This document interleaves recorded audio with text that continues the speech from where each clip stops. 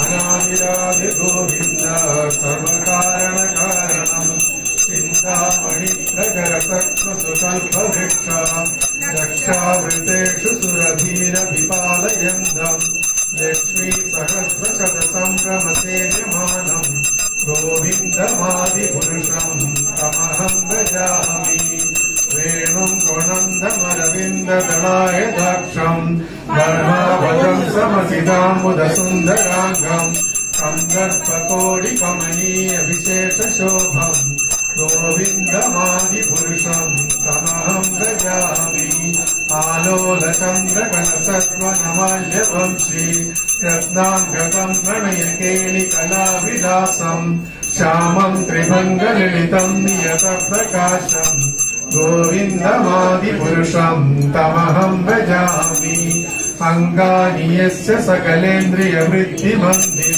पश्यन्ति पान्ति कलयन्ति चिरम् जगन्ति आनन्दचिन्मय सदुज्ज्वल विग्रहस्य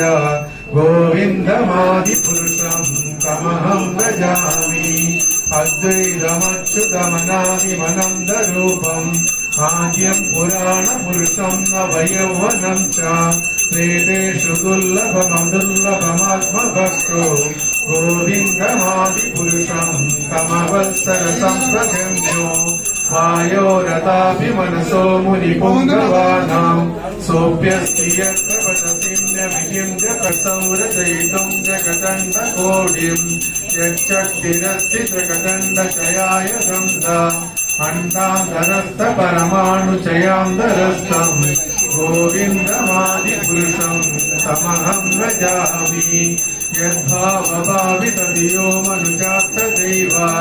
सम्प्राप्य रूपमहिमासनयानभूषा सूक्तर्यमेव निगमप्रतिष्ठुवन्ति गोविन्दमादिपुरुषम् तमहम् भजामि आनन्दचिन्मय रसप्रतिभाविताभिर्नश्चिलितभक्तिविलोचनेन सन्दस्तदैव हृदयेषु विलोचयन्ति यम् श्यामसुन्दरमचिन्त्यगुणस्वरूपम् गोविन्दमादिपुरुषम् तमहम् भजामि रामादिमूर्तिषु कलस्य प्रभा प्रभवतो जगदण्डकोटि कोटिष्टशेषवसुधादिविभूतिभिन्नम् तद्ब्रह्म निष्कलमनन्तमशेषभूतम् गोविन्दमादिपुरुषम् तमहम् भजामि माया हि यस्य जगदण्डशतानि सूते त्रैगुण्यतद्विषयवेदविशुद्धसत्त्वम् गोविन्दमादिपुरुषम् तमहम् भजामि आनन्दचिन्मयनसो यप्राणिनाम् प्रतिफलम् स्मरतामुपेत्याम् लीलायितेन भुवनानि हेत्यजस्रम् गोविन्दमादिपुरुषम् तमहम् भजामि गोलोकनाम्नि निजदाम्नि तले च तस्य महेशहरितामसु श्रुतेषु ते प्रभावनिजयामि हिदाच्छयेन गोविन्दमादिपुरुषम् तमहम् भजामि सृष्टिस्थितिप्रलयसाधनशक्तिरेका चायेव यस्य भुवनानि विभक्ति दुर्गाम् इच्छानुरूपमपि यस्य च चेष्टते सा गोविन्दमादिपुरुषम् तमहम् भजामि क्षीरम् यदादविधिकारविशेषयोगा सञ्जायितेन हि तदप्रदगस्ति हेतो यशम्भुतामपि तथा समुपैति कार्या गोविन्दमादिपुरुषम् तमहम् भजामि दीपातिरेव हितचान्दरमप्युपेत्या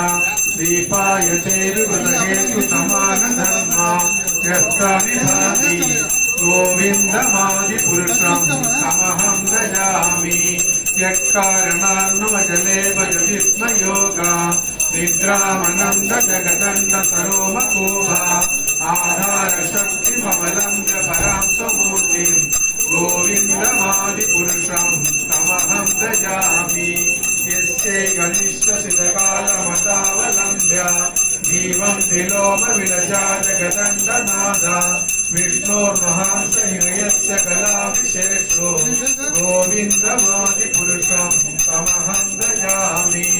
भास्वान्यदास्म सकलेषु निजेषु तेज सीयं कियत्र गणयस्य वितस्य ब्रह्मा ययेष जगदण्डवितानकर्ता गोविन्दमादिपुरुषं तमहं भजामि यत्पादपल्लवयुगं निनिदाय कुम्भा द्वन्द्वे प्रणाम समये स गणाधिराजा विघ्नाधिगन्धुमलमस्य जगत्त्रयस्य गोविन्दमादिपुरुषं तमहं भजामि अग्नेर्मही गगनमम्बुमरुद्विषश्च ताहं भजामि यच्चक्षुरेष सविता सकलग्रहाणां राजा समस्तसुरमूर्तिरशेष तेजा यस्याज्ञया भ्रमति संवृतकालचक्रो गोविन्दमादिपुरुषं तमहं भजामि धर्मोदपावनिजयश्रुदयं तपांसि ब्रह्मादिकीटपदगावदयश्च जीव यद्दत्तमात्रविभव प्रकटप्रभाव गोविन्द यस्तीन्द्रगोपमदवेन्द्रमहोत्सकर्म बन्धानुरूपबलविन्दजभक्तिभाजां गोविन्दमादिपुरुषं तमहं भजामि यं क्रोधकामसहजप्रणयादिः वात्सल्यमोहगुरुगौरवसेव्यभावे काञ्चिञ्जतस्य सदृशिं तनुमापुरेते गोविन्दमादिपुरुषं कान्ता परमपुरुषा कल्पतरवो द्रुमा भूमि चिन्तामणि गणमयी तोयममृतम् कदा गानं नाट्यं गमनमभिवंशी प्रियसखी चिदानन्दं ज्योति परमभि तदा स्वाद्यमभि च स यत्र क्षीराब्धि स्रवति सुरदिभिश्च सुमहान् निमेषादाख्यो सन्दर्शिति विरलचाराकदिमये गोविन्दमादिपुरुषं तमहं भजामि गोविन्दमादिपुरुषं तमहं भजामि।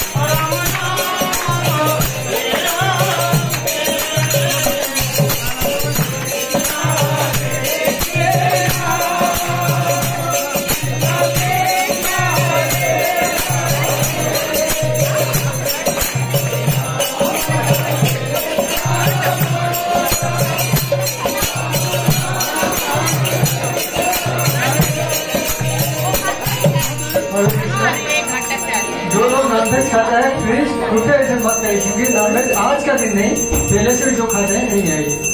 ठीक है। आज का दिन खाली नॉनवेज खाए नहीं खाए करके जो आपने वो लोग प्लीज मत आइए।